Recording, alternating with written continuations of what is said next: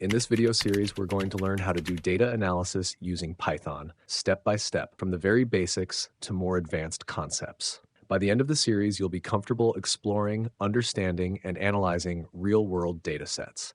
If you want to build strong data analysis skills and actually understand what's happening behind the scenes, this series is for you.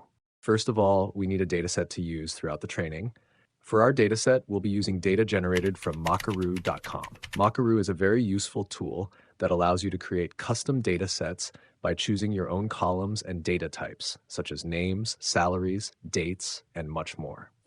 You can generate up to 1,000 rows of data for free and download it as a CSV file, which is perfect for practicing data analysis. I'll also be sharing the exact dataset I created on GitHub, so you can download it directly from the video description. Let's go ahead and download the dataset and open our project in VS Code. The first thing I usually do is install the required Python modules. I've already installed them on my system, so I won't run those commands again, but you'll see them on the screen. Now that everything is ready, let's take a quick look at the dataset itself. This dataset contains information like first names, last names, salaries, and other attributes, and we'll use it throughout this video series to explore different data analysis techniques. Now let's move on to our first example. In this example, we load the CSV file into a data frame. First, I'll briefly explain what the code does, then we'll run it and see what happens. As you can see in the output, we're getting a quick preview of the first few rows of the dataset. This is usually the very first thing you do when working with new data, because it helps you understand the structure and the kind of values you're dealing with. Great. Now that we've seen the top of the data, let's continue analyzing it and move on to the next example. In the second example, we're focusing on the size and structure of the dataset. Before running the code, notice that we're checking how many rows and columns the dataset has, and also listing all column names. After running it, the output clearly shows us the shape of the dataset and the exact column names. This is extremely helpful when you want to understand how big your data is and what fields are available for analysis. With that information in mind, let's continue to the next example. In the third example, we're looking at data types. First, let me explain what's happening here.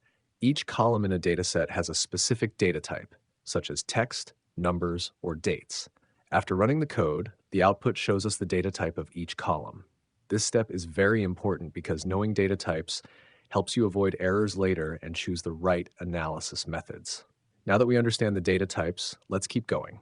In the fourth example, we zoom in on a single column, the salary column. Before running it, notice that we're selecting just one column from the dataset. After executing the code, the output shows the first few salary values. This is a common technique when you want to focus on a specific variable and understand its values before doing deeper analysis. Also, instead of selecting a single column, you can select multiple columns. You can retrieve both the first name and salary columns, and when we run the program, we will only see the first name and salary columns. This is often very efficient when working with specific columns of a dataset. Great, now let's move on to our final example for this video. In the sixth example, we generate summary statistics for the salary column. Before running it, keep in mind that this step gives us a high-level overview of the data. After executing the code, the output shows statistics like count, mean, minimum, maximum, and percentiles. This is one of the most powerful and commonly used steps in data analysis because it quickly tells you a lot about the distribution of your data. With this, we've completed our first set of basic data exploration examples.